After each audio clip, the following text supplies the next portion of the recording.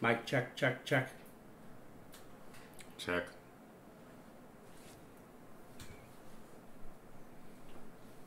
Oh, looks like something's working.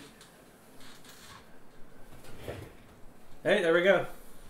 We are on. Good, cool. All right, hey everyone.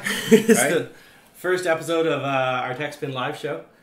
And, I wanted to mention we got sponsored by Sadie's. So we have this really nice Sadie's hat. Thank you, Sadie's. And what else we got?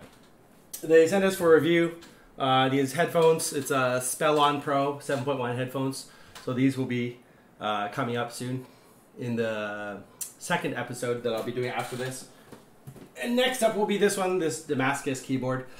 And this looks pretty good. It's nice, hefty, metal, so very solid. So we'll be checking it out. Yeah, it's got quite a bit of weight behind it. Yeah, so very sturdy for your gaming needs. We'll check that out. That's the next episode coming up, so stay tuned for that, please. So, what do we got today? Oh, a whole host of stuff. Let's start out with Apple. Yeah, what are they doing now? We got this headline here. It's actually pretty good. Check this out. Yep. So, in a leaked memo, Apple warns employees to stop leaking information. That's so ironic. Well, it sounds like really deliberate trolling to me. Or maybe Apple employees do have a sense of humor after all. I've never met any that do, but maybe they do. That's pretty awesome. Company memo says it found 29 leakers last year and 12 were arrested. Oh, that sucks. Yeah, I read a little bit further on in this article, and I mean, it's not just Apple.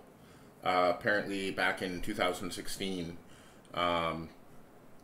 Google fired an employee for leaking an internal post, which was criticizing, I think, one of their CEOs.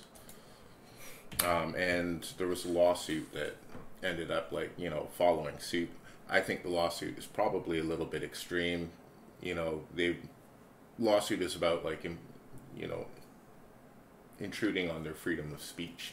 Right. But, you can feel free to agree with the criticism on an internal post without actually leaking the internal post. So yeah, that's true. You could just comment on it or post something. You don't have to actually post the internal memo. That is true.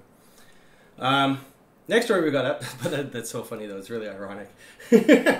Next story we have up is Shovel Knight. All right, that game that is on a bunch of consoles that has sold over 2 million copies. So there we go, and it is going to Switch as well. Yeah, it launched on Switch, and it's available for PC and other stuff too. So that's pretty awesome. It's a fun little side scroller game. And you're like a knight and you hit people with your shovel and stuff. As far as I know. Correct me if I'm wrong. Now, multiple platform, are they on mobile as well? Or? No, I don't think so. It says Switch, Wii U, 3DS, PS4, PS3, Vita, Xbox One, Stream, GOG, and Humble. So everything but mobile. Yeah. Yeah, including PS3. That's pretty good. Although, according to the article, I do know that the majority of their sales, their largest sales jump, actually comes from Switch players. Wow, that's good. Yeah. I'm a huge Nintendo fan from back in the day, and for me, I really I understand why Nintendo hasn't been able to keep up with the big boys per se, but I still, I'm very nostalgic for. Nintendo's success, and competition is good no matter what. I think competition is very good for the market. So, well, one of the things that I noticed, I used to work for an electronics store back in the PlayStation 2 days. Yeah. One of the things that I noticed is that even though all the platforms tend to have certain competition with one another, really your buying choice narrows down to, what market are you aiming for? Nintendo was always the best for games for the whole family. They had a couple of mature games in their selection, but for the most part, everything was, That's true. And rated E for everyone. Even as I was looking at for some party games to play with some friends, who occasionally come over. Time and time again, I keep on coming back to like, well, I want to get like Mario Kart or Smash Brothers, but on the PlayStation or on the Xbox. I don't have an Xbox, but like look at different options that are available on the market, and for that amount of fun and replayability and family or friend togetherness, it's really all about Nintendo. Yeah, and if first-person shooters and sports games and racing games, you're probably looking at the Xbox platform. It usually PS5 has the best selection of those. Yeah, that's true. Xbox One, I know it for being a shooter-centered console. Yeah, and then with PlayStation, I've always found that PlayStation probably has the widest and most glorious selection of fantasy role-playing games. Or that's true. They have such a wide selection. Don't get me wrong. There are some multiplayer games that you can play, and I'm still looking for some good games actually. So if you have any ideas that I should check out for PS3, PS4, please do put them in the comments. That'd be great. So, next one. All right, let's see what we got here. Dark Souls. Remastered, now available for pre-order in UK and Ireland. Looking at this one, it looks like they've really beefed up the game for the various platforms.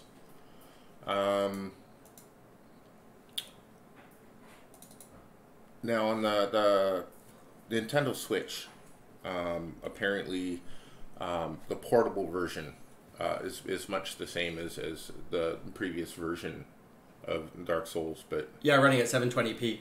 But that's something maybe a lot of people who don't have Switches will know, is that the game actually runs smoother and faster and or scales up better when it's actually docked. Yeah. Whereas if you're doing handheld, it cuts down, and that's obviously to save on battery life for the most part, because running 1080p with full gaming will eat through your battery pretty fast, I would guess. Yeah. That's really awesome. Okay. Excuse me. I still have that one. Next one is the JPMorgan. Oh yeah. So JPMorgan. They're getting sued over cash advance fees for cryptocurrency purchases, and I had two in this. Sorry. Yeah, something's going weird with my. We're using Fastone image viewer two instances to run it, so I'm gonna have to check to see if the articles are all in order or not. So yeah, JPMorgan got sued over the cash advance fees because they evidently decided to, when you use your credit card and you'd pay off your credit card by the end of the billing cycle, so you shouldn't incur any financing charges, no extra charges. However, now suddenly there's extra charges on your credit card for using cryptocurrency. So there's a lawsuit, like a class action lawsuit going on. Yeah, I read the details of it, and the guy that they interviewed concerning that was saying that he would purchase, he would make his coin purchase, and he would pay it off by the end of the month, like before the end of the billing cycle, as to not incur like any sort of interest on the credit charge. Right. So this whole time he had been buying it, not realizing that they had been giving him this cash advance fee and also charging him the higher interest rate that normally goes along with the cash advance. Now,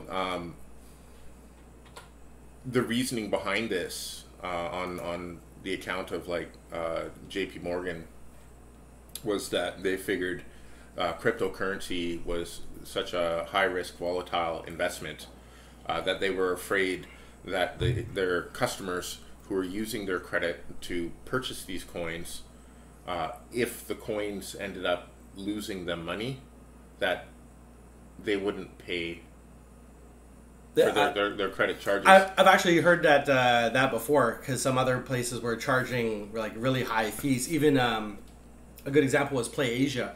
I know that this company, online game ordering and figure ordering company, they actually stopped accepting Bitcoin or other cryptocurrencies. I'm not sure exactly what they used to accept, but they did so because the fluctuation was too great. So you'd pay for something, and by the time the transaction went through, they can actually end up losing money on, like you got to pay for the game, right? So they actually end up, giving it away for free pretty much, or although in this particular case, making zero money on it. In this particular case, and this is what really bothers me about it, is just like any other credit card purchase, is that whether you're happy with the product or not, you're happy with the results of your purchase. Like if you went on vacation and it rained the whole time, you would still have to pay the credit card company for the hotel booking, the flight booking, and there's no difference there.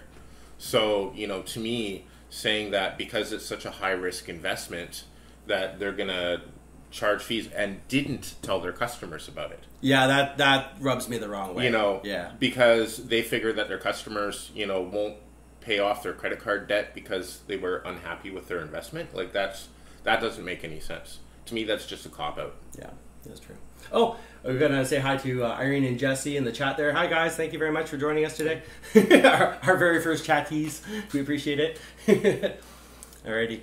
So what we got lined up, we got some, I'm looking forward to these new motherboards. I actually need to buy a new motherboard and CPU for my my media PC, which is sitting in the living room. Yep. That's working okay. Sorry. Okay. Yeah, what you got? So, yeah, what do we got? We got a new motherboard by Gigabyte, and it looks like it's an AB350N gaming Wi-Fi. And this one is special because it has, it's a very small form factor. This one is, let me get it on my screen here as well. I'll get it eventually.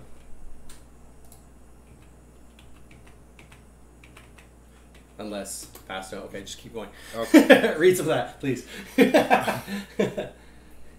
going on here? Okay, so I looked into this briefly this morning. Basically, what they've done is making sure that I'm looking at the right one. Okay.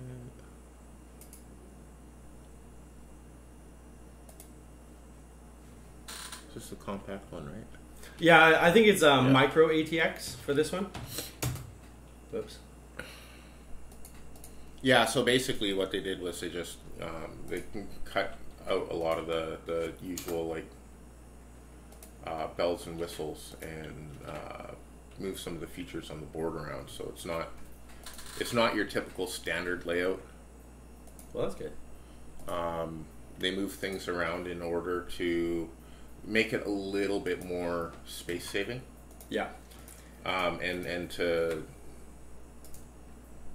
I guess, kind of reduce the amount of cramped components when you put it together. Ah, I see. Yeah. Now, one of the things was when they set it up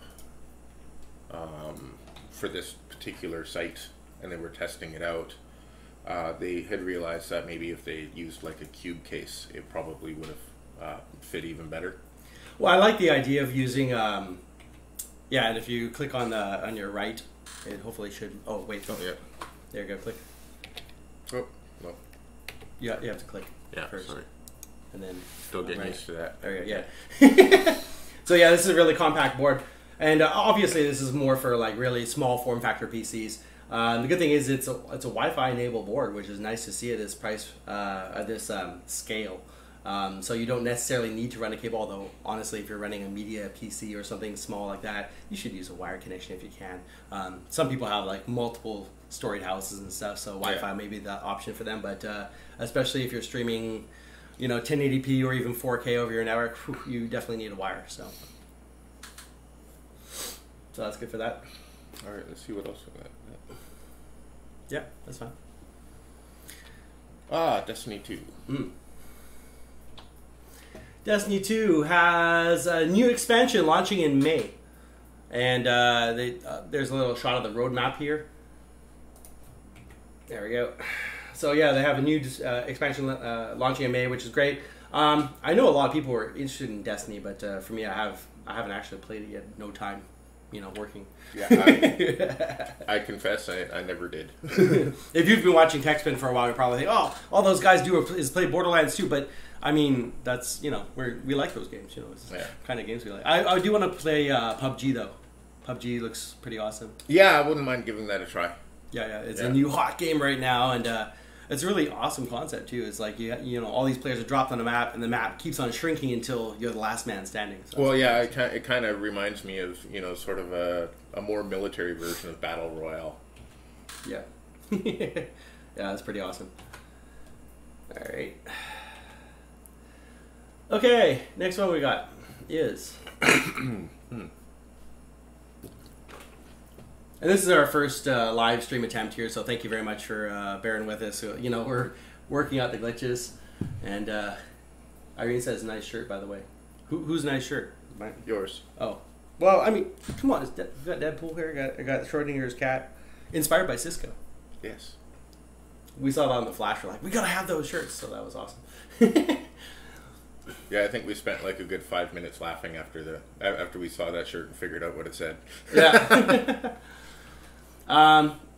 Alrighty. So the next thing we're going to look at is the Sony exec says that free-to-play balances the over-dominant franchises on, on PlayStation and other platforms, because a lot of the times, like, when we were growing up and stuff too, you'd have like the big game, whether it's the newest NFL or NHL game that came out, everyone was clamoring over that, or RPGs or Zelda or something. Everyone's, Zelda, and that was all anyone talked about. People like, freaking over Zelda whenever the new one would come out, and yeah. And these days, you have your really big franchises like Destiny, Call of Duty, of course. Grand Theft Auto. Yeah, thank you for that. Final Fantasy, right? Yeah. And lots of other Shadow of Colossus and other things. People go crazy over them, but Kingdom of Hearts. Kingdom Hearts, yeah. Kingdom Hearts is awesome. Yeah, I still have not played that. I'm a terrible person, I know. Oh, I have a couple of friends, and to them it's the most solid game ever. Like, they'll even go back and play like the early versions. It takes a long time to play those games, man. Like, I used to have lots of time, like, sit down and play RPGs. Not so much anymore. Well, what happened to all your time? Well, I'm working 3 schools right now, 3 jobs, and if you guys are wondering why I haven't come out with any new content in a little while, that's why, because you work and you deal with little kids and stuff, and they're really awesome. But at the end of the day, you get home, you're just like, God, I need to sit down. And you need to eat dinner and take a shower. And by the way, it's 12. It's midnight already. And quiet time. Yeah, quiet time's like, I need to de-stress. It's, for me, I find it's a little hard to be creative when, you need to come down from an event, and then you need to have that juices flowing and be creative and take some cool shots and stuff. I got to get better at that, but I'm speeding up, so I don't want to stay too long in this one. So for Sony, they said that GTA Online, Call of Duty, FIFA still top the charts, and but the free-to-play market is coming up because a lot of people, maybe they don't want to have that experience where they're playing what all the other gamers are playing. They want to play something different, or just try it with either whether it's mobile, you're on the go, or trying just trying something new. Well, and I mean, a lot of times if you're on a really, really long ongoing game, you want to break it up a little bit. Yeah. I mean, it's the same sometimes. Like if you're reading a series of books, or like if you're binge watching something on like Netflix or Hulu or whatever, any sort of streaming service, and it's like, I got like 8 seasons to go through, so you might watch 1 or 2 seasons over a couple of days, and then you need something else. You need to step away from that, because otherwise you start forgetting what it was. It's like, you're on season 4 and you can't remember what happened in season 2 because it's a little information overload. Yeah, that's true. Games, especially like any sort of Epic Quest game, is pretty much the same way. Yeah, that is very true. All right, so anyway, there was a SteamSpy games tracker, and so basically you could see what your friends and stuff were. Sorry, I'm leaning across. What your friends were playing and stuff. But now by default, evidently Steam only sets all your games to private, to hidden. And I can understand why that's happening with the whole Facebook, Mark Zuckerberg thing. Oh, definitely. And, privacy of information, yeah. Yeah, it hasn't been officially stated that they were doing it as a protection of privacy, but it does seem to fall in that same timeline. I was going to say that the timeline is Facebook gets hit with a lawsuit. They're getting, investigated, whatever else. And suddenly Steam does this. However, I'll give kudos to Steam for taking the initiative and protecting, some information from their gamers. I agree, and, I'm not on there a lot. But, I do know that, Steam is a very community-oriented, so the fact that they're looking out for their user base is great.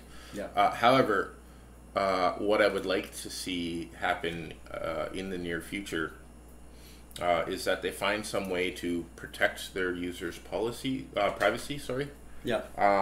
But still allow the metrics to go out to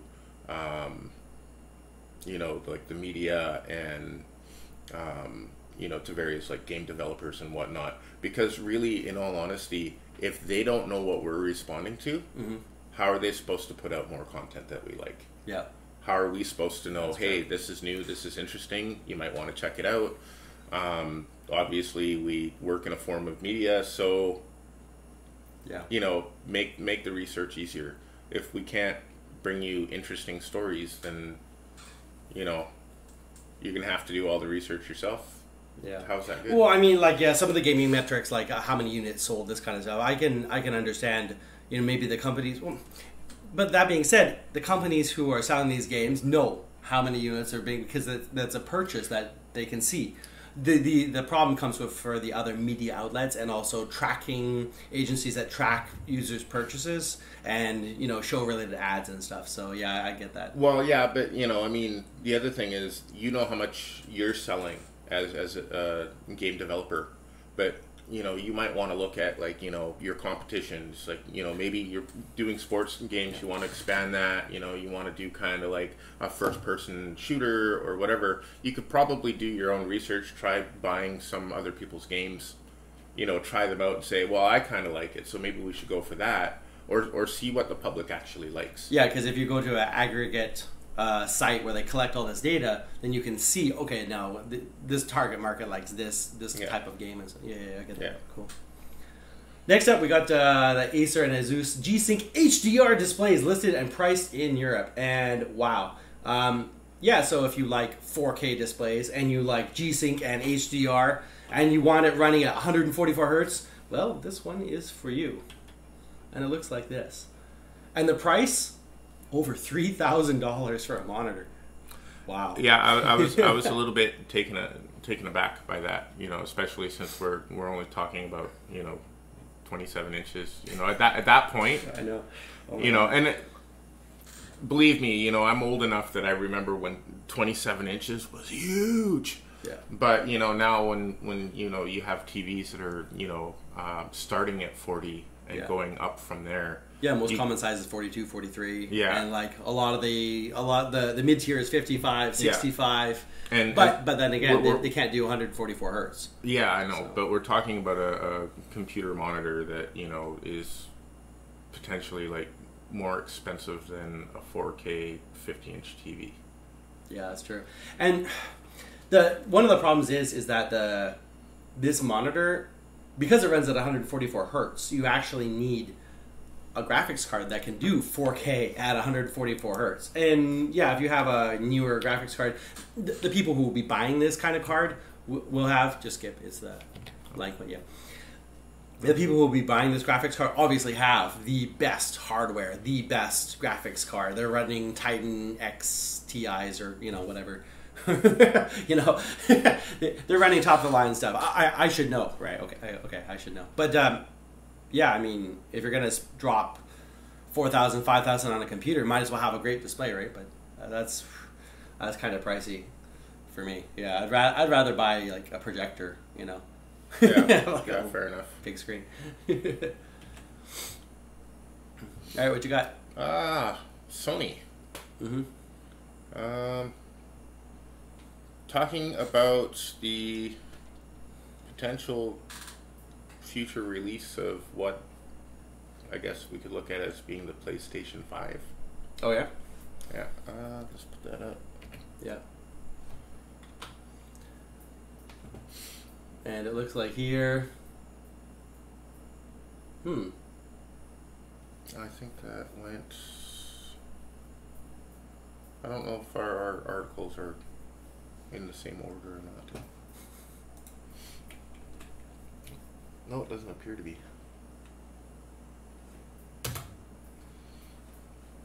I think I may have to use 2 separate image viewers for this, because this is... Even though I've copied the directory for our files, it's still like randomizing it. It's really weird. Our next article, before we get onto that, our next one in the lineup is supposed to be the RX 580 successor. Believe it or not. There it is.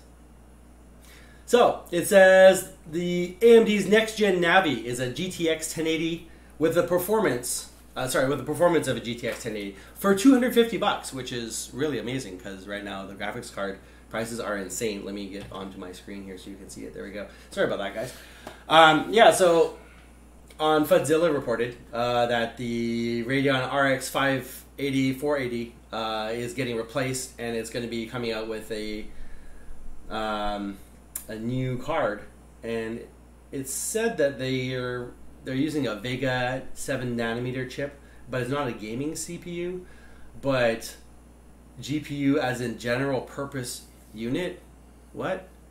So I'm not too sure, but maybe this will work as a gaming chip. It'll fit in a PCI. Well, they're basically they're saying that it's more of like a media chip as opposed to like being like specifically a gaming chip. So, you know, if you're looking for a gaming chip, they're not selling it as one. So, you know, I guess choose at your own risk. Fair enough. Oh, and okay, and it says it did the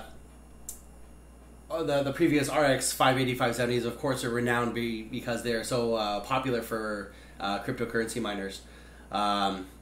Yeah, so that kind of sucks too, because I want to, you know, grab a new card. I'd love to buy a 1080 TX or 1080 Ti or something like that, GTX 1080 Ti.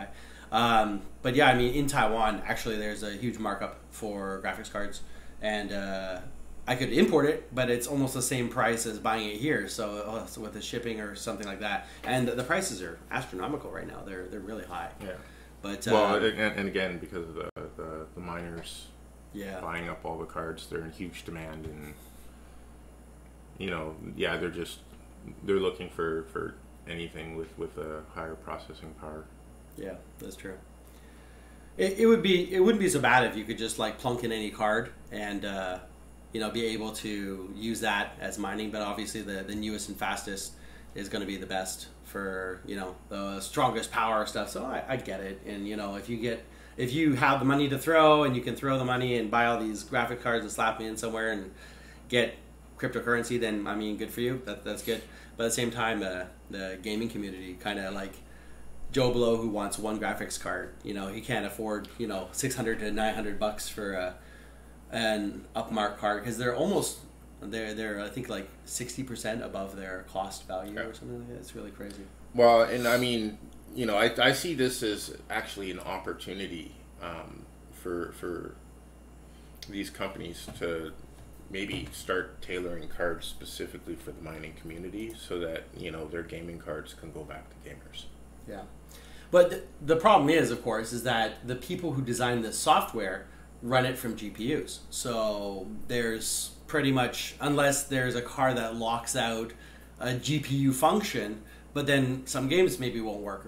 It's a big ball. It's a big hairball. All right, let's get on to Sony now. Okay, so yeah, getting over to Sony. Let's see, where were we at? I had my thoughts all collected, and then we went back to the right order. Yeah.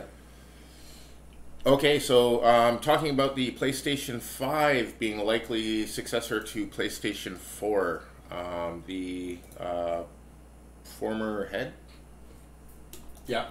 Yeah, the right. Former head of Sony didn't really want to get into too much details concerning the next platform to be out, but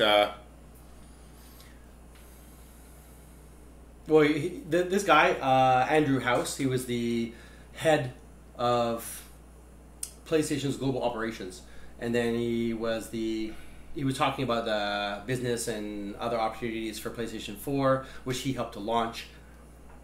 And PlayStation 5. As a consumer, I don't necessarily want to spend new money on a new console. I already bought. I had, 2 PS1s. I had 2 PS2s or 3 PS2s just because, a new model would come out and then I gave my old one to my friend or something. And then I bought a PS3. I bought a PS4. It's like, and all this hardware, all the new games that come out are not compatible with the last gen, generally speaking. Okay. Yeah, I mean, between PlayStation and PlayStation 2, you definitely had that advantage, and so that was great because basically you could use your old library, you could, expand and get newer, better, faster, more realistic-looking games, and like it was fantastic. And then with PlayStation 3, they're like, well, okay, no.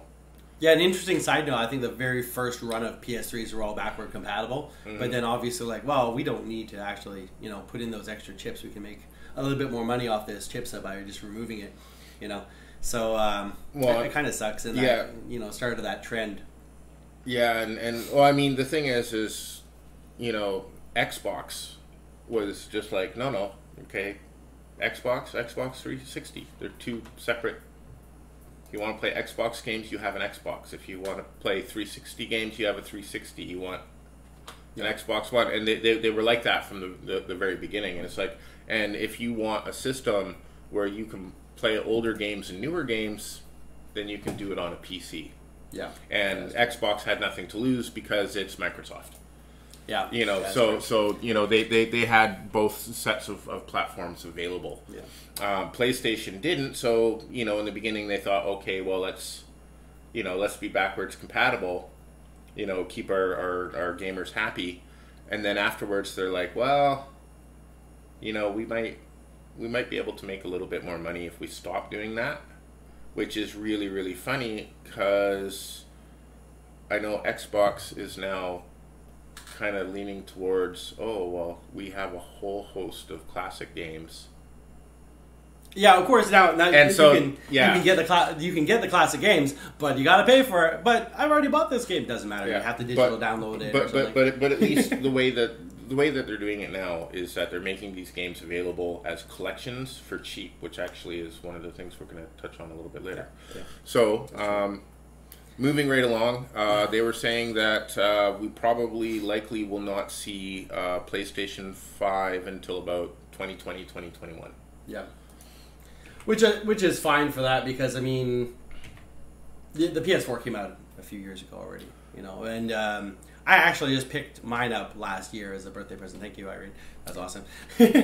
I'm enjoying it a lot. It's great. The user interface took a little getting used to, but it's more fluid, more interactive. I really like the fact that I can, and you saw it too, shut down the PlayStation 4 a week later or more. I'd pick it up again and turn it on, and I'm directly back into my game, like boom, like that. That was cool. I really like that. Yeah. And, I mean, they moved a couple of things on the menu around. But, all the functionality is still there. It doesn't really take that much getting used to in order to find where they moved things. Yeah, that's true. And also the fact that you're not stuck at a stupid screen for hours and hours waiting for it to download. That I appreciate that. Thank you, Sony. Yeah, that was much faster. I was very impressed with that. I played so much PS3, and you get home after work, and you turn it on, and, oh, look, it's Dragon's Dogma. Please wait while it updates. And you wait like 15 minutes. Yeah. And then, what if you wanted to come home and game for half an hour and then you had to go out again? It's like, well, there's my time. You can't do anything in 10 minutes. Yeah, by the time you get into your game, it's like you're rushing to a save point, and then yeah, there you go. It's like, I gotta go now. Thanks, Sony. That's awesome. But I enjoyed the improvements. So cool. Looking at our next one is Tom Clancy's The Division will offer a 4K update with Xbox One X and some more options too. And it looks like the patch notes have 4K rendering with higher anisotropy. That's a cool word. Anisotropy. I'm just guessing on that one. I actually don't know. If anyone wants to upload a link to a video as to actually how to pronounce that word. They have YouTube videos for how to pronounce a word. That's crazy. I saw that. Excuse me. Improved reflections, object detail, and screen space shadows. But maybe not HDR yet. Maybe at a later date. So that's good. If you're a Division fan, I know Division, it was huge in Taiwan. It was really big. And it was all anyone talked about for the first 2 weeks of release. Okay. It's like, are you playing The Division? Oh, you got to check. It's like, wow. So, hopefully they still have a good fan base. And those people will appreciate these upgrades. Well, and the other thing too is these upgrades also, not just for the visual, but for actual gameplay. Yeah. They've included some various bonuses for the tech drops and. Yeah. Oh, that's good.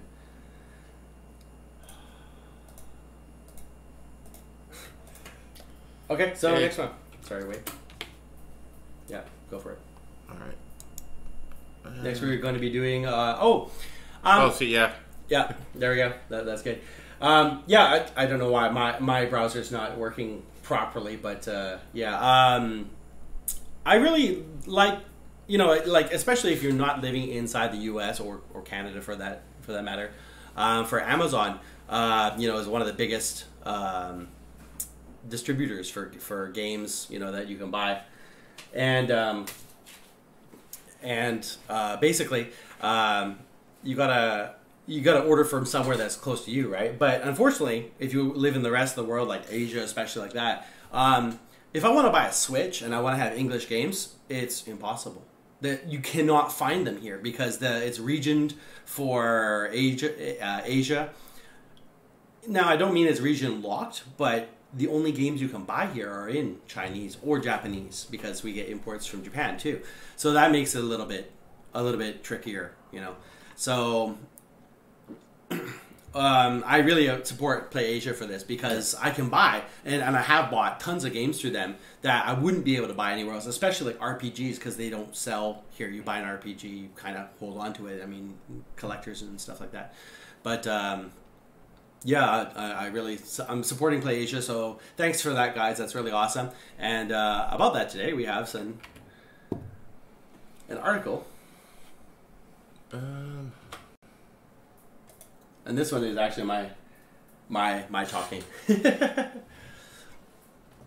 Yeah. Okay, I got to bring this up on my screen too. Here we go. We're running a triple monitor setup. I have one monitor over here for Shane, one for me, and I have a display one up here. If you see me looking up here, it's not because I'm like, oh, no, I'm checking our display here.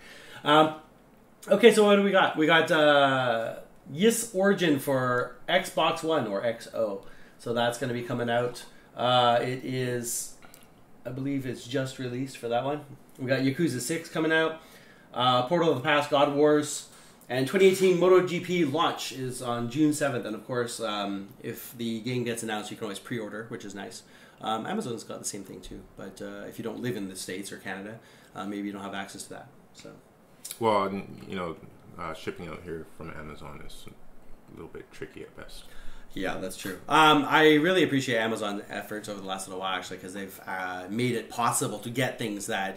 When I first started shopping on Amazon from here, it was like one item out of 50 was shipped to Taiwan. Yeah. But now, maybe you got a 60 to 70% chance, depending on the item. Yeah. Like if you want to buy some camera thing or some screen or some computer gear, usually 1 out of 3 sellers may ship to Taiwan.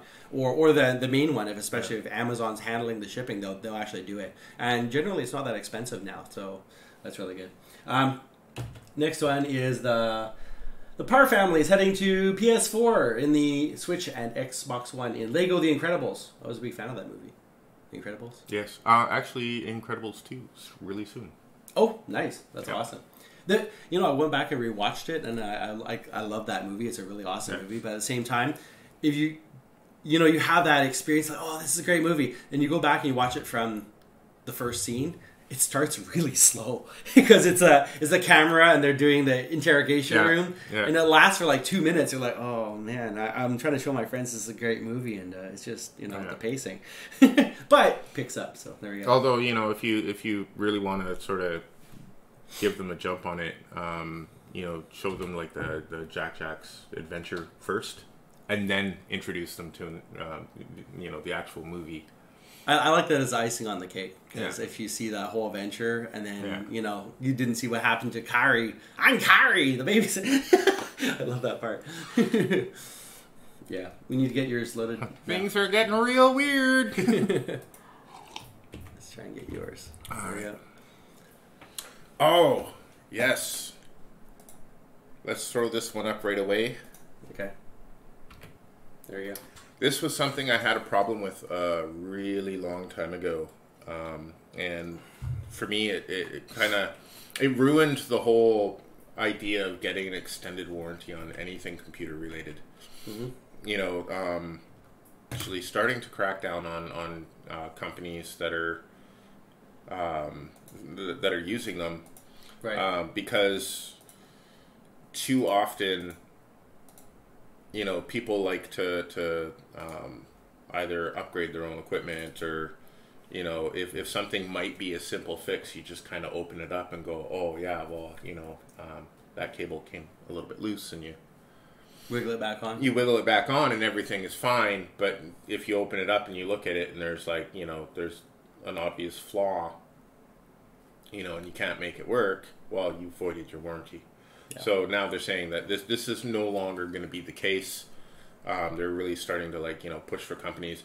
I remember a long time ago, I bought a computer, and I bought a separate sound card, and I didn't want to pay them to put the sound card into my computer.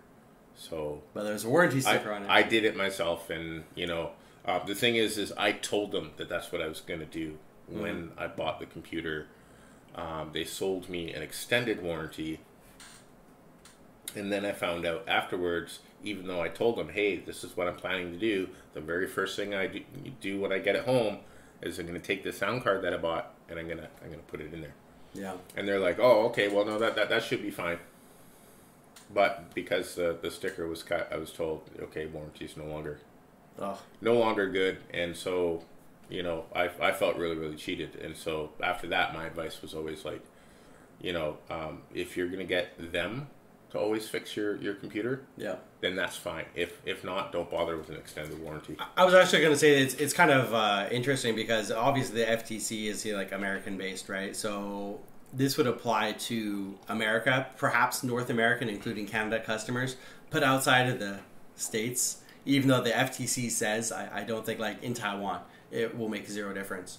There's no difference made whatsoever, because we can barely get warranties honored here anyways. Well, and I mean that's the thing is, depending on who you buy from is really where your warranty comes from. Yeah. The manufacturer's warranty is in the best of times really, really hard to get them to do anything. It takes a really, really long time, because you have to send it off, and then it sits in a warehouse. And again, I worked in an electronics retail outlet, and we would do that. We would ship things off for a warranty repair, and they would sit in our shop, depending on what day it was brought in, would maybe go out every Thursday. Yeah. So if you brought it in Thursday after it went out, then you're waiting a whole week before it even leaves our store. And then from there, it'll sit on a shelf for 2 weeks in their warehouse, and then they'll look at it and go, oh no, that's not a warranty thing, and let's ship it back. Yeah. So you never know. Manufacturers' warranties are really, really hard to to redeem. I like retailer warranties a lot better. Yeah. I usually, extended warranties I usually never buy it. However, like for laptops or portable devices like cameras, maybe. Like I had an extended warranty on a laptop before, and the laptop crapped out. I think the graphics card burned out or overheated or something like that. And because I had the extended warranty, only because I had that warranty, I could actually get a new.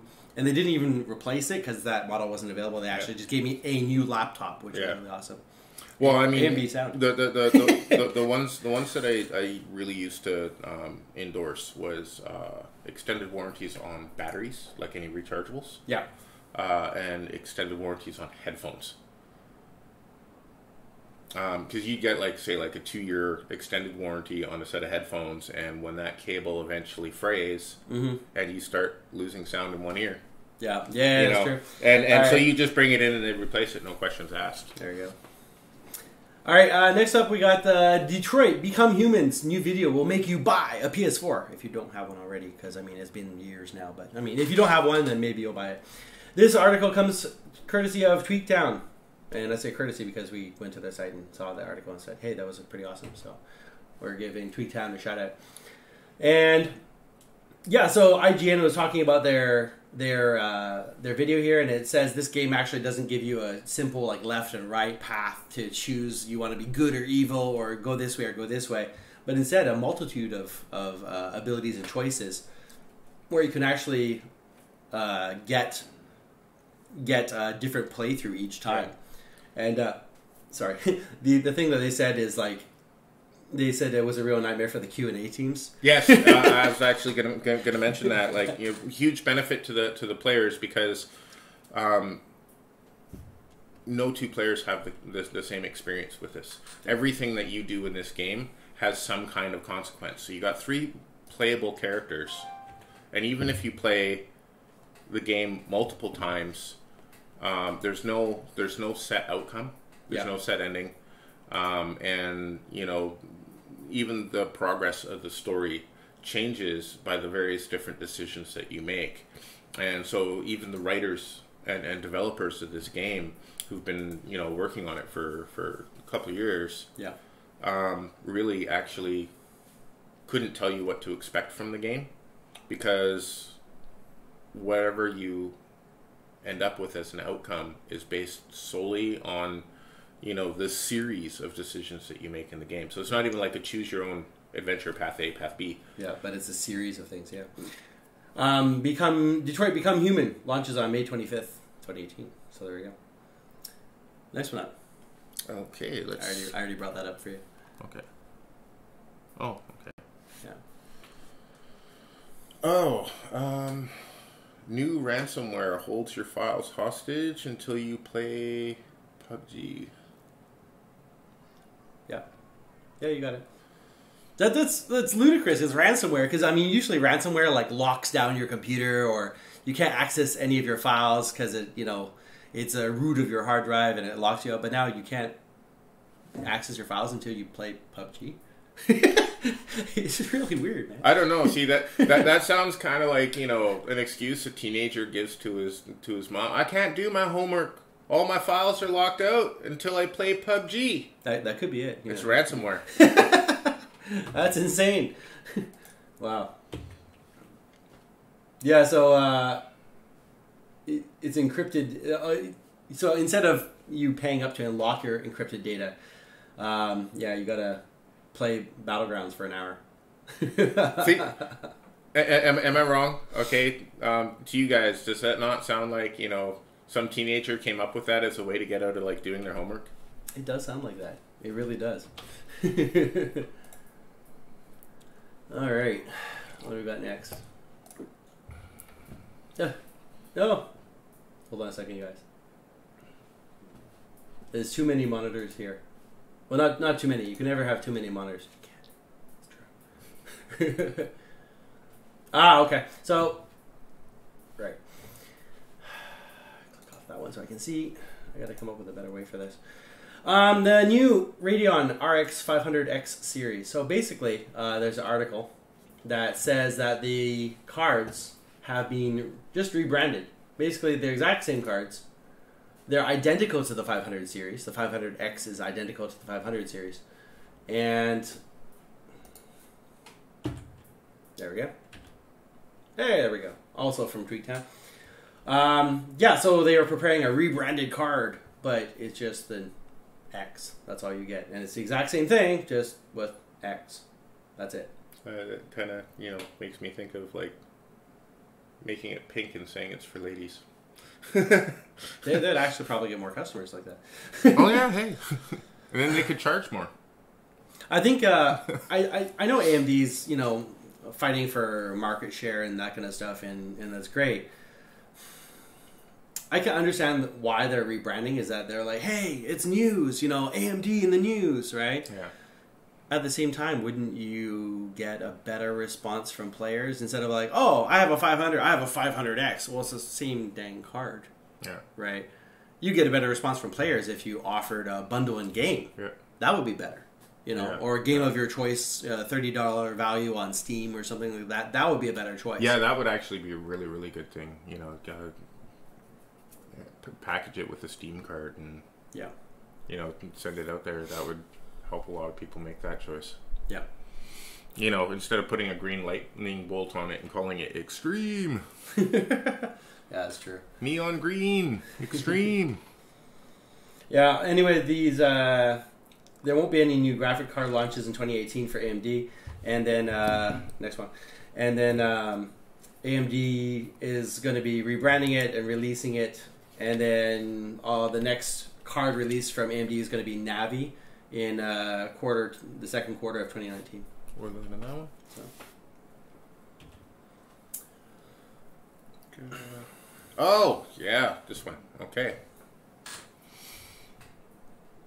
Yep. Okay, here we go. Yep. So, yeah, apparently Intel is looking to go head-to-head with NVIDIA, and they're focusing on graphics cards. Yeah. It's, I know there used to be other manufacturers as well, way back in the day, like 3DFX or something. There used to be a whole bunch of cards, but it's nice. Big Blue's taking a little initiative and like, hey, we can do it too. Yeah. At the same time, some good competition for NVIDIA, and of course, it's going to benefit the consumer the most, because if you have more options, then hey, maybe there'll be some graphics cards left for us users after the miners buy them all. Yeah. The only thing is we're not sure how well that's going to go with for AMD on that. Yeah. Well, because that's true. I mean, AMD's been kind of fighting. Don't get me wrong.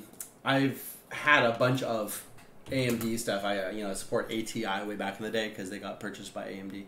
Yeah. And you buy the ATI chips or AMD cards and that kind of stuff, and that's it gives you an option. That's great, and especially for your first build, if you don't want to sink a couple grand into a computer, you just want to build something and like experiment with it. That was great. with AMD being a little bit slow on their new development, this has a really good potential to hurt them. That is true, and I do like AMD. I right now all my stuff in my house pretty much is Intel, but AMD gives you choice, and I'm not a Intel fanboy. I'm not an AMD fanboy. I see what you can do with each CPU, and you can build a really cheap, not just about the price, but I mean a really inexpensive rig with good power if you go with AMD. Yeah. If you want the best computing power and get all those, get the best like rendering stuff. Generally speaking, the latest Intel or Xeon or whatever has that, but AMD always like boom, boom. So it pushes innovation in the market. Well, and whenever anybody comes to me for advice, is like, oh, well, I'm planning on getting a new computer, whatever. The very first thing that I ask, both when I was actually selling them and also just advice for friends and family, is what are you going to do with it? Yeah, that's the most important thing. Like you don't want to spend $3,000 on a gaming rig if all you're doing is surfing the internet and checking your email. That's very true. All right, Next one. Mega Man X3 in Mega Man X Legacy Collection is the Super Nintendo version. This article from My Nintendo News. And so, yeah, they have a Mega Man X3. I used to have all the games for the Super Nintendo, actually, way back in the day. But yeah, evidently, I guess there's a PlayStation version as well, but I picked up the X3.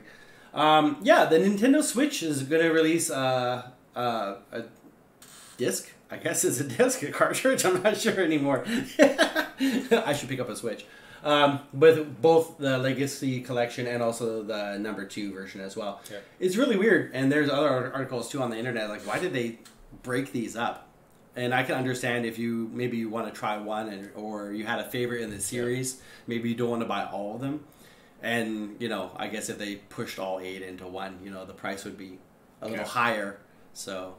Well, and that actually goes back to what I was saying about what Xbox was doing, was they were making collections of classic games that you could buy 10 games or 30 games or whatever from older classic consoles, and play them on your Xbox.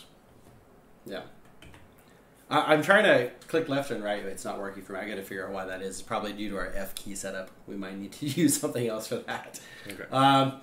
Here's from VentureBeat.com. They said splitting up the XMen series into two collections is weird, but at the same time, the first Legacy collection came out 2 years before the second one. They do have to do play testing and stuff on it to make sure, do some Q&A. So I can agree that maybe not releasing all 8, maybe there's a problem, and it's not like it's a PC game necessarily. No, did they actually remaster them at all, or is it just like...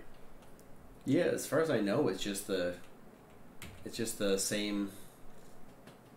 The later ones have a PlayStation. The X5 through X8 are 2 PlayStation titles and 2 PlayStation 2 games, so those graphics will be better. But then again, Mega Man hasn't been known for his shiny graphics so much as his awesome, gameplay and the difficulty levels, of course, because if you play Mega Man, you're going to be at it for a long time. Well, if I recall correctly, I think they also said that they added a little bit of extra content to the games. Yeah, especially for the later X titles, I think they added in some content and stuff. So, yeah. But anyway, if you have a Switch, you can pick up all 8 at once. There you go. You gotta get that going quick, a little faster. Yeah.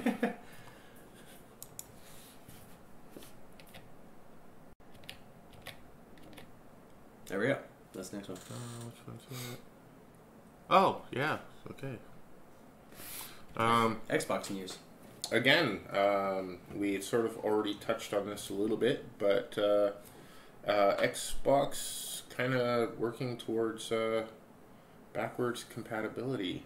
Yeah, I said more original Xbox games are getting backward compatible, which is nice. And this is courtesy of which website? Xbox.com. There we go.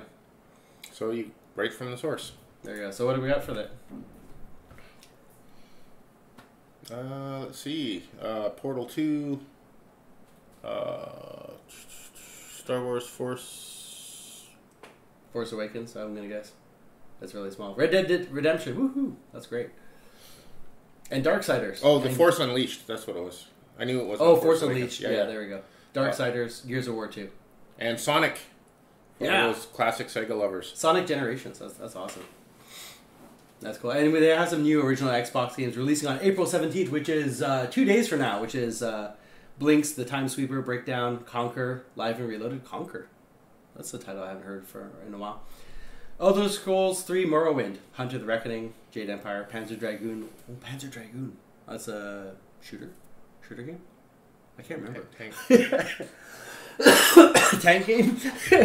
Guys, let us know in the comments what that game is. I'll look it up after this, but SSX3, which is a snowboarding game, awesome. And other cool stuff. So there we go. In other news, we got Toy Story 4! That's right. Toy Story 4 is released. The release date confirmed for 2019. This article, courtesy This article is from GameSpot.com. And so the article says June 21st. So your summer, you get to see more Toy Story with Tom Hanks and Tim Allen. Yeah, 2019. That sounds pretty exciting. There was a Twitter post or whatever where they had the guy did the post-it notes and made the 4 in the Toy Story kind of design. It was pretty awesome. Yeah. But I'm looking. Yeah, I kind of wonder where they're gonna go. Like, because in the last one, Andy's all grown up and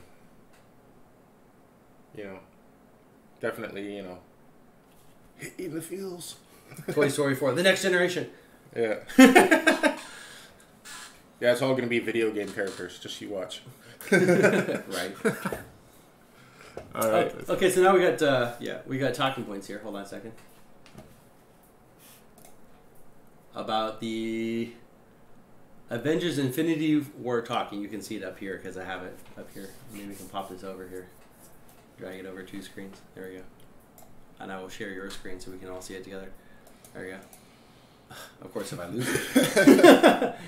Oh no! There we go. All right. As I said, this is our first run, so hopefully it's going. You guys are appreciating this. All right, who we got in Infinity War? Infinity War is coming out. Are you stoked? I'm totally stoked for this. We're gonna see it in 40x. You know it, right? Yeah. We're gonna see that. All right. Well, we got who's in this Infinity War? If you haven't seen the trailer, maybe you don't want spoilers. There are a little spoilers in the trailer, just like the characters that you'll see. But if you haven't seen the trailer, go see that now. Go see it. It's awesome. Yeah, there's actually somebody went and stuck all of the trailers together, watched them in a feed. Now I'm gonna tell you, this movie is huge, just absolutely enormous, epic. Everything that's come before it has all been leading up to this point. I'm really excited to see it. They're involving so many different movie franchises. Like Spider-Man is in it. Doctor Strange. Doctor Strange is in it, though. Guardians of the Galaxy franchise is in this. So who we got? Let's run down quick. Okay, well, RDJ, Chris Evans, Chris Hemsworth. Actually, all the Chris's are there. Because we got Chris Pratt. Yeah, that's right. Any other Chris's in there? I don't know. We got Iron Man, need more Chris's. Cap, Thor, Hulk, Black Widow, Hawkeye, Doctor Strange, Spider-Man, Star-Lord, Black Panther, White Wolf, Bucky Barnes, Winter Soldier, Gamora, who else? Ant-Man, Thanos, Loki, yeah. Paul Bettany is Vision, nice. Who's that? Who's Okoye? Okoye? Do you know this character? Interesting. All right, maybe another one. Scarlet Witch, Falcon, War Machine. Eh. Well, no. I mean, think. Terrence Howard. I'm just saying. where did we leave off with him? He fell out of the sky. He was recuperating from a devastating injury that would potentially leave him not walking again, and here he is. That's right. Maybe he's wheelchair machine. No, that's terrible. I shouldn't say that. No. Yeah. So Drax, Shuri, and Groot and Rocket. Don't forget the Collector. The Collector's in it. Oh yeah. Collector's in it. We got Mantis. If you see the trailer, Nebula. That's right. Maria Hill. Maria Hill. Yeah. Sorry. Pepper Potts. Happy. Jon Favreau. Yeah, nice. And Wong. I love that guy's sense of humor. Just got Valkyrie and Heimdall, which is nice, and Peter Dinklage. Ooh, which currently is unnamed. Now there are a bunch of videos out there that have theories as to who he's playing. If you want to know that, just look it up. I liked him in the X-Men. Yes. Well, I mean, I actually haven't seen anything that he's in that I haven't enjoyed him in. I think he's an excellent actor. Look at my pants. Space pants. Space pants. That's so awesome. Yeah. Saturday Night Live. Yeah, I mean, there's nothing that I've seen him in that I haven't enjoyed. So. Yeah, that was really awesome. I'm looking forward to that movie, and it comes out 21st. I think it's this month on the 20. Depending on where you are, I believe the American release date is April 27th, 26th in like UK. See, in Taiwan, we have all these problems with ordering stuff, getting new equipment. Like you can't buy, special MSI, SLI bridges because they make them here, but they don't sell them here. They ship them to America. You have custom components you can't buy here because they ship them across overseas. Not much of a market here, they say. But the one good thing about living in Taiwan is that you get to see movie releases. And albums drop. Yeah. Here first. Yeah. So, you get to see them here first, generally speaking, a day or two, sometimes even a week ahead of time, which is crazy. Oh, yeah. I remember when Deadpool came out, we saw it, what was it? It was like February 11th or something, like almost a week before it got released in North America. So, that was pretty amazing. They do that to combat piracy, and so I can totally understand that, because if you can watch the movie, and it kind of makes sense, I guess, because bootlegs and stuff. But at the same time, yeah. Well, 40X is another good way to kind of encourage people to go to see it in the theater. I really wish there was more 40X theaters, because 40X is an amazing experience. It's really good. So, yeah. Oh. My layers. Got all the... Oh, terrible. Okay. Almost. Where are we at? We got the Toy Story. Why don't we use my screen because it's mostly in order? Or we could do that. There we go. Alright. So look what we got. We got PS5. Yeah, maybe we use your screen. I don't know what happened with that. Okay. That's it. That's the Infinity War. That's the Infinity War. We'll throw that up for a second. That's your screen, so that'll be that one. Okay. Ta-da! Okay, so yeah, there's a whole bunch of the character listing there. Okay. I didn't actually think I grabbed something for that, but yeah, we got something, so there we go. And that's on yours, so I can click on this one and do this one for mine. Okay. There we go. So there we go. We're good. I tell you, man, triple monitor setups, not the easiest thing, especially when you're broadcasting. Okay, now next one is PlayStation 5 won't release in 2018, probably 2020, says analyst. And this is off the WCCFtech.com site. Wedbush Securities analyst Michael Pachter. I'm thinking of Peter Parker. Michael Pachter said that the PlayStation 5 rumors, the next-gen console, could launch as soon as this year, but I haven't seen any marketing. Like, Sony will usually push some marketing. Well, Sony is notorious for pushing their marketing, and then when they're expected to come out on a certain date, and then suddenly that release gets delayed. Yeah. So the fact of them not having the marketing and having it show up sooner, I don't see that as likely. Yeah, and the PS4 released back in 2013. The enhanced PS4, the PS4 Pro, was released at the end of 2016. So that's 3 years. 2019 maybe for the PS5. Yeah, I would actually say, because they also tend to have a certain habit of extending between consoles. So between 1 and 2 is a little bit less than between 2 and 3, and then between 3 and 4, it keeps getting longer.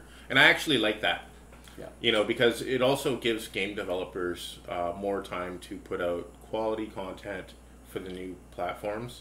Because let's face it, some games, they take longer than the developer anticipates in order to get it right. Yeah, that's true. And don't forget that the console manufacturers actually take a long time to develop a new console. They spend millions, billions of dollars, maybe that much, in developing this new console, into manufacturing, and they make very little money off the console itself. Because at the first, I remember a few generations back, the PlayStation 2, I think it was, PlayStation 2 or 3 was sold under the manufacturing cost. And why did they do that? Well, because the licensing. Yeah. If you're going to publish a game on the PS3, PS4, whatever, you have to pay the licensing fees, and that's where they make their money. Yeah. So, however, I heard that the PS4 is actually making money, so they refined their process, which is good. Good for Sony for stepping up for that. Alrighty, what we got? All right, let's take a look. That's the next one. Yeah. RE7. Oh, I'm already selected, right? Yeah. Okay. So, Resident Evil, the story that keeps on killing. That's right. I saw some playthroughs on... This game comes in VR. What? Can you imagine playing... I could not do that. You know, I'm not a big fan of horror movies to begin with, but to have that experience with someone who's chasing you with an axe and you're in VR, I don't know, man. I don't know, like, you know, the whole combination of, like, you know, zombies and evil corporations. Which one is scarier to you? That's true. That's you know, like, I think I would do all right in a zombie apocalypse, but, you know, I've had to deal with evil corporations before, and I'd rather not have to do that again. All right. Next up, we have key commands. There we go. Yeah. Okay. No, maybe not. I'm using Google Docs. So yeah, for some content. For Bethesda, they say that they have they're considering porting the Elder Scrolls Legends to consoles. Good. And so, Elder Scrolls Legends, I haven't heard of this game. I've heard of Morrowinds. I've heard of Elder Scrolls Online. What do you guys think about Legends? Elder Scrolls Legends. Is it a good game? Should I check it out? I have very little time right now. I'm playing Sword Art Online, the very first one for PS4. I bought like three titles for that one. I barely play any RPGs. I have no time. But I love Elder Scrolls. I played Skyrim and I finished the game. That was way back in the day. But yeah, that was an amazing experience. I have not played Morrowind. I know. I'm sorry, my bad.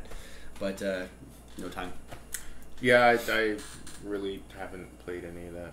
Yeah. So I couldn't say. Yeah, but I'm looking forward to. Evidently, they may be releasing a new Elder Scrolls in the future, and I hope. I don't know what Legends is. I don't think that's the new one. So I'm hoping for a new Skyrim. You know, in a year or two, that'd be great. Okay. Nintendo Switch.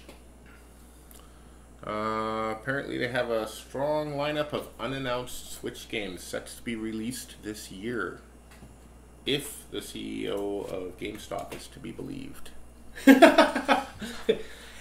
You know, if it was coming from Nintendo, I would just say it was marketing hype. Yeah. Because Nintendo is always battling for marketing. I know they are. However, yeah, okay, all right. But the Switch has been really strong, and I've resisted picking up the Switch because I know it will eat up my time and I won't be able to put out content. So, and I'm a huge Zelda fan. Zelda fan. My fondest memories of my childhood were coming home from school, sitting down in front playing Link to the Past on my own. I just bought my own TV, and it was like the gaming holy grail. Yeah. But I need to play Breath of the Wild. And we've seen Super Mario Odyssey. We went down to the RT Mart. We saw that running on the screen. Yeah. That looks really nice. The Switch is really decent for graphics. No, not only that, but it they had a really, really big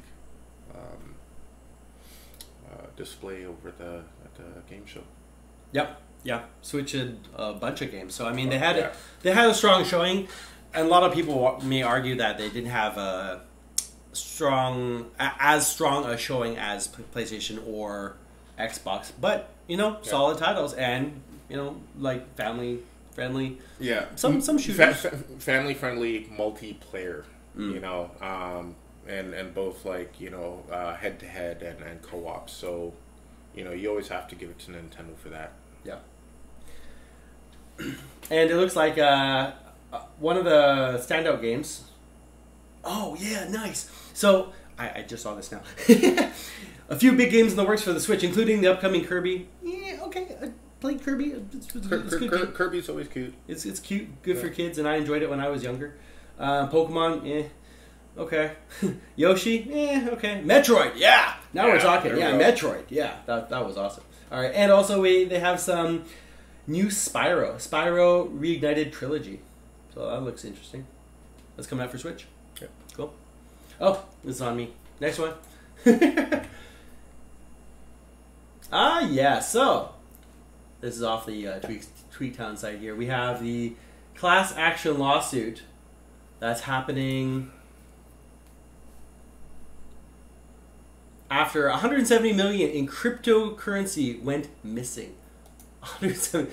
How do you lose 170 million? Oh, it's gone. Sorry. Well, that's actually really an interesting question, because one of the things that cryptocurrency is always boasting about is the fact that with blockchain they can't be hacked. It's safe. It's safe. Like your money is going nowhere, because if somebody hacks one server that contains that information, there's like 9 other servers that are backing it up. So unless they confirm that the transaction is legitimate, your money is safe. Yeah. And goes where stays where it is until you approve the transfer of any money. So as far as I know, where the currency centers where they get ripped off is not actually about the blockchain part of it. It's the transaction part of it. That because the blockchain, as far as I know, is completely secure. Yeah. But it's the transaction part, like where this part goes into this account or something like that. Maybe the database gets hacked or something like that.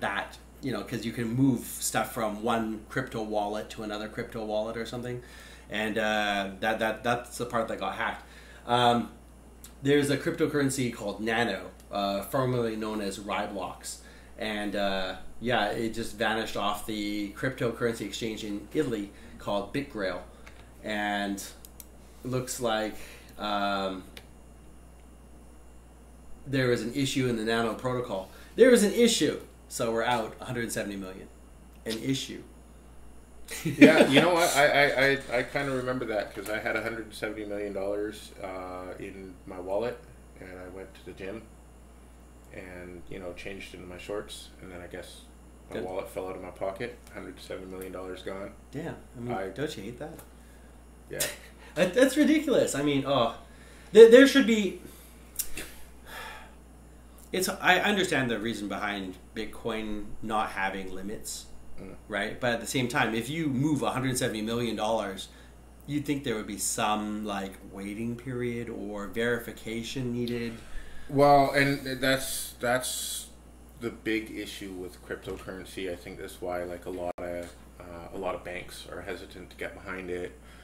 Is that any sort of financial transaction in the public sector is heavily regulated. Yeah. And cryptocurrency is a private club that you can buy membership into. Yeah, that's true. And so they face no sort of regulation as to trading practices or policies. Something like this happens, and it's really not enforceable by law. So a lawsuit is the only way to combat that. But even then, most of the time, that'll go to court, and the only experts in the field are the people who are directly involved in the business. So, yeah, you don't have any judges or lawyers who can actually fight that legal battle and know what's really going on. Yeah, you get a very skilled hacker, and hey, guess what? All that money you've been building up for years in crypto is just gone, just wiped out. So if you're lucky, you're good. Well, there are a couple of ways. Same with a lot of people who invest in stocks and whatnot. And one of the things that you usually want to do is you don't want to keep all your money in one place. Yep. And you don't want to make all your investment in, Same with a normal investment bank portfolio. Move it around, so if you do lose some... You're not completely wiped out. Yeah. Right? Yeah. So. All right, next one up. Monero. We're going to go to yours. Monero, okay. Yeah. Yeah. Did you go back to me? That's fine. If you hit F5, it'll still... Yeah, there we go. Oh, okay. Yeah, it's still on. We got cursors jumping around here. Monero is forked to CryptoNight V7. What miner to use? Now, I probably have exhausted my level of knowledge That's fair enough, on mining and cryptocurrencies, so I don't really have a lot to throw in on this. Monero has been around for a while, and I know that Monero base is pretty strong. Yeah, and I mean, like, obviously there's a lot of people who are looking at getting into mining and stuff. Yeah. Honestly, from my standpoint, yeah, if you have graphics cards lying around, if you have power supplies lying around, you may make some return. But to go out and buy computers and graphics cards and like this to mine it's not. I don't see the return on investment. I've monitored this situation for a good 6 months because I thought about it. Like right after we did the crypto mining video with Sam. Yeah. I thought, hey, you know, maybe I can get into mining. Yeah. And I studied the market for a full week. Like I really thought about, you know, buying equipment and getting into it and stuff. And the amount, even with the power cost here, is not that high, right? And the cooling cost, well, it would have been okay.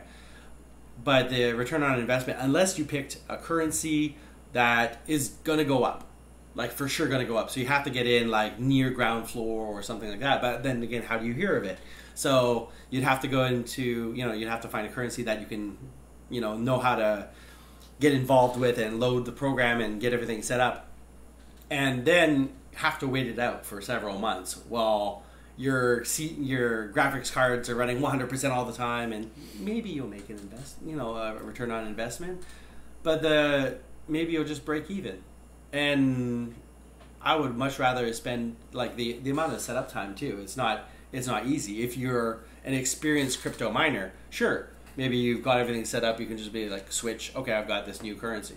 Yeah. But for you and me, I mean, I'm good with computers, don't get me wrong, but to load up everything and check to make sure what I'm doing is okay, I have to do research on how to set up a wallet, how to, you know, get transactions, how to get the coins, am I receiving and transmitting the information? Like, I don't know. Well, and I mean, the thing is, you know, you don't have to, like, if you want to get into it, you don't have to you know, set up as a miner. Like, you can just, you know, you can start out and, you know, just do like a small investment, a small trade, you know, see if that builds at all. That's true. You don't necessarily have to mine, and you could just do trading. That is true. You know, so basically, you know, like people who get into mining, you know, they want this to be their business.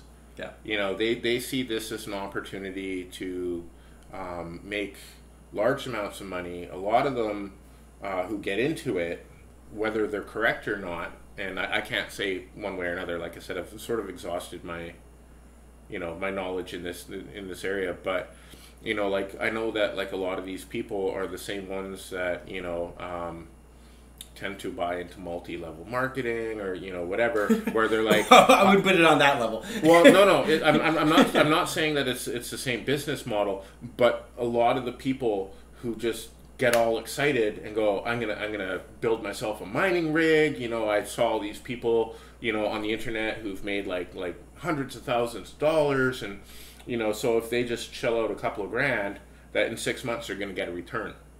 And yeah, that's the way some cryptocurrency has been marketed, is like, and especially during the rise with Bitcoin going crazy over the last 6 months, it went up like, you know, through the roof, and then it came down, and the news was very, very quiet on the crash of Bitcoin. It actually did. It went up, it peaked, and then it went down. Yeah. And like everyone's, oh, Bitcoin, it's going up, it's going up, it's going up. And I saw nothing on my news feed, nothing on TV or anything else about Bitcoin coming down. So it's very interesting to know. Yeah, that. There was eventually, I think, an article that, you know, hit the mainstream media, but like it was more of an after the fact kind of, this is what happened. There was there was a news report I saw, but not compared to the 15 or 20 news reports as it was going up. Mm-hmm. And I can understand that too, because, you know, everyone jumps on, everyone makes a bunch of money. Okay, that's great, but anyway, volatility. Yeah. To get onto this article here. The Monero has forked to Crypto Night V7. What does that mean? Okay, so this currency is currently being mined, and if you see the graph here, it's going up, it's going up, it's going up to a peak, and then suddenly drops down. So what happened is this fork has eliminated the ASIC miners. And ASIC is I forget the designation for it, but basically it's a specialized processing unit that only does exactly this currency. You can't use it for Bitcoin, you can't use it for Ethereum or any other currency. It's only this one and only this software. It's specially designed. So basically, overnight, anyone who has been doing Monero with an ASIC is out of luck. They have a useless piece of hardware, and these pieces of hardware go from between $2,000 to $5,000 US dollars for a piece of hardware. So these guys must be fuming. Oh. But at the same time, we're talking about private individuals. But then again, there's farms in China, like whole warehouse farms where all they do is mine Bitcoin. So because of that, they've cut out these farms. Anyone who's mining Monero is cut out, and it returns power to the user, the little guy who only has maybe one computer and 5 cards or something like that. He can effectively start mining again, which is it's good. Anyway, so there's the Crypto Night V7 for Monero. Talking about forks, we have our next article, which I will get to here. Okay. This graphic was on tweaktown.com, but basically it says that you have a coin that was going, as I said, you have a coin that's going, and there's a soft fork and a hard fork, okay? So, soft fork is that you're going along, and then your user base can start using a new set of rules, okay? It's like... Yeah. Anyway, it's a new set of rules to mine this cryptocurrency. It's a new protocol or how you interface to mine this currency. Okay. So the people still using the old rules can still continue to mine. The new ones can use the new rules, and eventually one of them will become dominant. Either the old one or the new one will become dominant, and that's the way that it will continue. Both forks continuing forward. Okay. A hard fork is where the non-upgraded or the people using the old rules can't mine anymore. It just stops for them. And sometimes, like I think it was Bitcoin. Bitcoin and Bitcash was a soft fork. They decided to go this way and then separate and diverge into these two forks. However, Monero, as we just saw, actually split. And this fork invalidates all the old rules, so therefore it cuts out all the ASIC miners and everything else. So I mean that's a good thing. It keeps it fresh and also allows people with GPUs to mine. So there we go. So any final thoughts for our first stream? Definitely a learning experience. A lot of fun. I think for the most part, things went rather smooth. Yeah. A couple of little technical glitches, but this is our first time doing it, so yeah. Overall, worked out pretty good. I did see our OBS did disconnect. I kind of noticed up there like halfway through the show, but it came back on. Hopefully, it wasn't. We're still on. I think we're still on. Yeah, we're still on. There we go. Right. There we go. So it's a learning experience. Hopefully you guys enjoyed the show. I enjoy talking about tech. I like learning new things, and I hope you guys did too. If you guys have any comments, questions, things that you liked in this video, things that you hated in this video. Topics you'd like to see. Yeah, topics. And we're still figuring out where our center base is. I want to kind of keep it centered on tech and a little bit entertainment kind of stuff. So if you guys have some suggestions, you want us to, there's some good websites for articles or something, just, tell us in the comments. It'll be really awesome. And we can keep up on this. I'm intending to do a live show, hopefully every weekend. Maybe even more. We'll see, because we had a lot of work to prepare for this set. This is probably 3 or 4 months in the making for this whole... At least 3, yeah. Yeah. So, I mean, we could have just done a webcam and a monitor, but I wanted to try and present something that was more professional. I like something that was good, entertaining. Yeah. So, any comments as to how we can be more so, or things that you want to see, please let us know. Yeah. look forward to hearing from you in the comments and seeing you in the chat. Yeah, for sure. Thanks again. So hopefully next week we'll determine a time when we're going to make live shows, because we're still getting the process of it under our belt. But thank you so much for joining us for this. And if you watched to this point, God bless you. All right. That's it for now. Thanks, guys. See you on the internet. All right. Bye, guys.